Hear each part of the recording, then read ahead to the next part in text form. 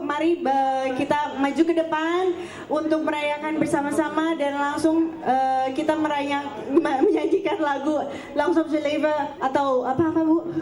Ya benar itu. Sama 1, 2, 3.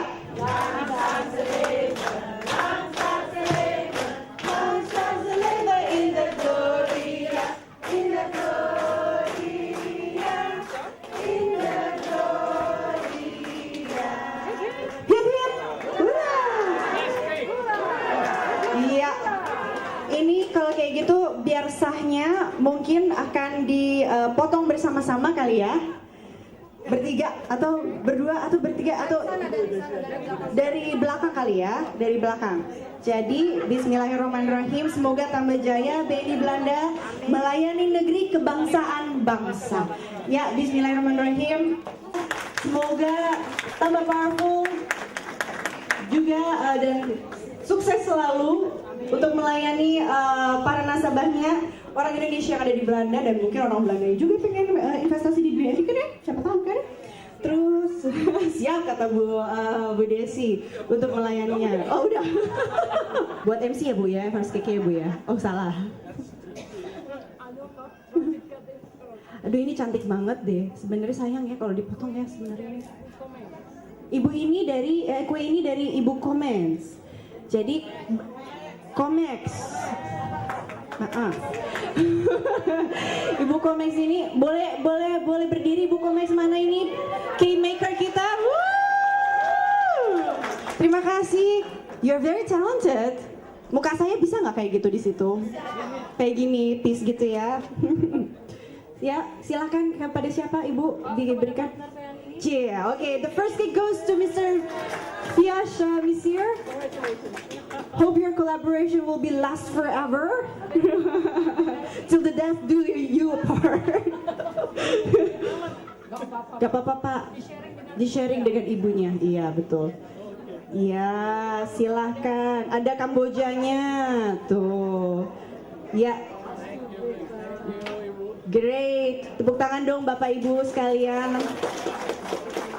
Oke, terima kasih Bapak Ibu sekalian. Bu Desi nggak mau ngambil buat kuenya sendiri. Saya aja yang ambil ya Bu ya. Porsinya, jatahnya. Silahkan Ibu Bapak kembali ke tempat. Business Economic Forum. Kita mengadakan Business Forum ini untuk memberikan empowerment kepada para wanita, tapi juga bukan untuk wanita saja, tetapi untuk semuanya.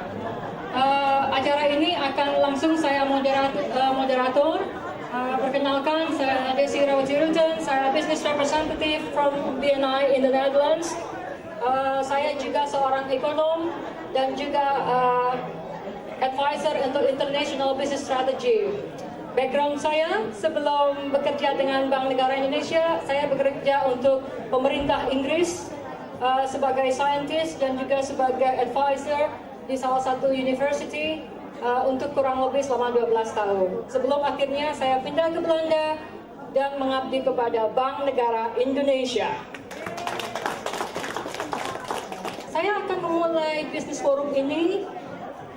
Saya mohon untuk tidak ada kegiatan trading, sehingga kita bisa fokus ke acara Business Forum. Dan saya mohon partisipasi dari para ibu-ibu, bapak-bapak, saudara yang saya hormati. Ibu silakan duduk. Is good. Yes. Oke, saya akan mulai kegiatan Business Forum ini dengan cerita. I believe that Indonesian female who migrates to the Netherlands as well as other countries in Europe, they have left their comfort zones. Para beliau yang ada di depan kita, salah satunya saya percaya sudah meninggalkan Indonesia, meninggalkan comfort zone-nya, dan berusaha untuk menjadi self-standing on the naming di Netherlands. Dan itu tidak mudah. Saya percaya sebelum kita memberikan interactive talk, saya akan memberikan ilmu. Segala sesuatu kalau ada ilmunya, insya Allah bisa sustainable. Sehingga Bapak dan Ibu harus tahu gimana sih ilmunya berbisnis, gimana sih agar bisnis kita jalan, gimana kita memulainya. Yang perlu saya tanyakan yaitu ekspektasi para wanita Indonesia yang ada di Belanda. Anda semua pindah dari Indonesia ke Belanda dengan harapan nanti bisa hidup dan bisa bekerja selayaknya di Indonesia. Namun Anda harus tahu bahwa perpindahan Anda, your migration gitu ya, ke Belanda itu ke developed country, or what we can say knowledge-based economy, yang dimana ekonominya sudah develop, GDP-nya sudah tinggi dan ini merupakan salah satu negara terkaya di Eropa Barat. Oleh karena itu kita harus realistis. Ekspektasi jangan ditinggikan, jangan juga direndahkan. Sebagai wanita ataupun young generation, ada dua yang bisa Anda lakukan. Formal job dan informal job. Anda yang dapat dari Indonesia, itu harus disetarakan dengan di negara maju. Apa yang kita sebut sebagai forwarding ya, disetarakan, diakreditasi. Karena whether you like it or not, sertifikat dari negara kita itu masih dilihat dari developing countries. Bisa dibeli. Ada yang bisa dibeli, Bu? Mudah-mudahan kita jangan membeli sertifikat ya, Bu ya, untuk edukasi. Ijazah maksud saya. Yes. Saya sendiri juga Ketua Ikatan Ilmuwan Indonesia Internasional. Saya mengharuskan supaya Bapak Ibu kalau memang mau bertahan di bidang formal di luar negeri harus bisa menunjukkan sertifikat. Entah itu dari S1, S2 maupun S3. Kalaupun dari Indonesia harus diakreditasi. Nah, kalau misalnya nggak bisa, if you cannot find a job in the formal sector, that's not the end of the world. That's not the end of the world. Then you have to be creative. How can I survive? How can I, live side by side with my family in the Netherlands? Itu akan saya berbicara masalah informal job opportunity. Ya? Kalau kita berbicara bisnis, yang harus kita tekankan yaitu satu, knowledge, kenis. Yang kedua adalah skill, Vaardigheden. Nah, itu yang akan kita tunjukkan dalam employability kita. Sekali lagi saya tunjukkan, kalau formal job, Bapak Ibu memang mau bertarung di international competition, itu selain formal education, kemudian skill, knowledge, dan juga kemampuan bahasa. Nederlands taal. Bear in mind, di Eropa hanya ada 2 negara yang memang they are truly English-speaking countries. They are United Kingdom dan Ireland. Belanda, Jerman, Prancis, dan lain-lain pastinya memakai bahasa lokal, yaitu bahasa mereka sendiri. Ya? Saya sekarang akan mengarah ke proses informal job opportunity. Tapi sebelum itu saya tanya salah satu speaker kita, Ibu Aryati. Beliau merupakan technical director dari company-nya. Dan beliau bergerak di bidang public health. Dan ini beliau mempunyai cabang di Belanda, namun juga berhasil maintain her business in Indonesia, bahkan juga di ASEAN ya Bunda ya. Oleh karena itu saya ingin bertanya, I do need my mic, roving mic, dan masih tetap eksis di dunia formal business. Bisa diceritakan proses untuk membentuk perusahaan di sini dan juga tantangannya, Bu. Karena Ibu tahu, seperti yang saya bilang, mencari pekerjaan formal di Belanda itu juga tidak gampang. Ibu, silahkan. Terima kasih, Bu Desi. Bapak dan Ibu sekalian, nama saya Aryati. Saya bekerja di Belanda sebagai tenaga profesional bidang kesehatan masyarakat. Saya di Indonesia bekerja sebagai dokter dari Gajah Mada. Kemudian setelah bekerja di puskesmas selama kurang lebih 5 tahun, saya mulai yang dikatakan Bu Desi mengglobal. Jadi saya masuk ke dunia internasional. Kemudian saya bertahan di dunia internasional, tapi juga masih memimpin beberapa aktivitas di Indonesia. Jadi saya memimpin sebuah grup konsultan di Belanda. Kami bekerja untuk program-program kesehatan di negara berkembang, salah satunya di Indonesia, tapi kami aktif di 70 country di dunia, dan saya juga masuk ke Eropa. Tantangannya untuk bekerja di Belanda adalah kompetisinya sangat kuat. Kami di sini benar-benar harus menunjukkan bahwa kita accountable, bahwa kita bisa menyelesaikan pekerjaan dan tidak kalah dengan kolega dari Eropa. Juga ada bagian dari networknya.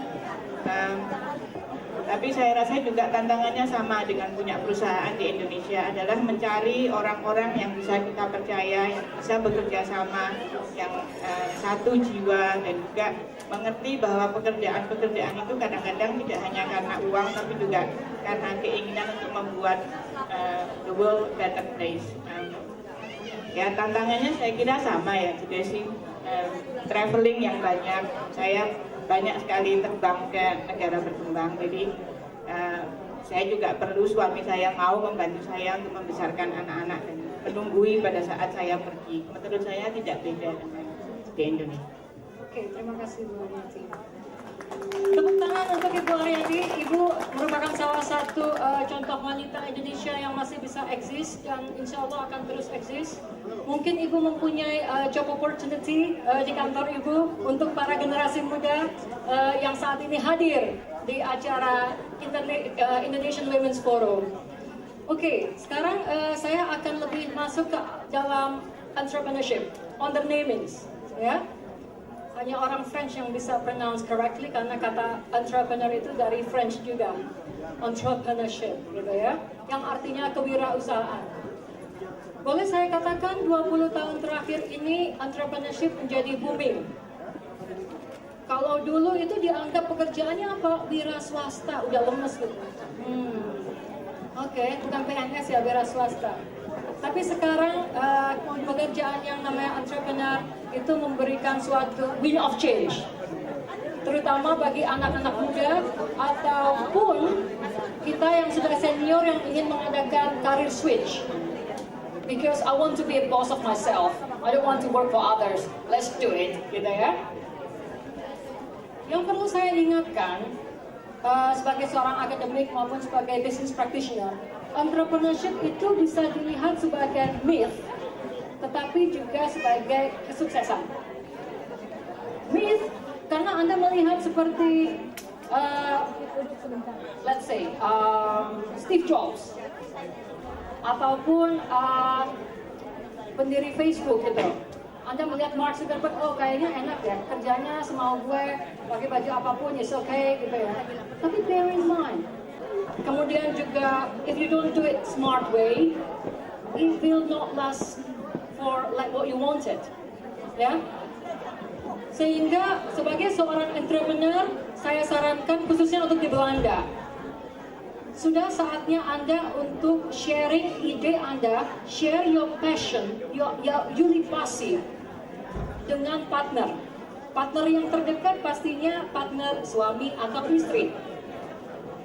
Ataupun Anda pergi ke KVK, Kamersparkkoophandel, atau ke gemeente di mana Anda tinggal. Kenapa? Karena mereka mempunyai semua informasi from A to Z dan Anda nggak akan dibohongin. Kalau Anda lari ke teman Anda, biasanya itu ada ya kayak gini loh, tapi kalau misalnya Anda nggak mau ya nggak apa-apa. Kan ada kalimat itu kan discourage you. So if I may say so, if you do have a plan how to do your own business, share with your close partners, share with your financial advisor, share with gemeente where you live, and the most important thing, once you've got a good, best idea, go to KVK. So I've touched the importance of business plan, financial plan, where the money comes from. Sadly, Bank Negara Indonesia di Belanda, we don't have license to finance Indonesian undernemings here. Kenapa? Karena yang kita biayai adalah trade finance yang kurang lebih profitnya 250.000 pound sterling.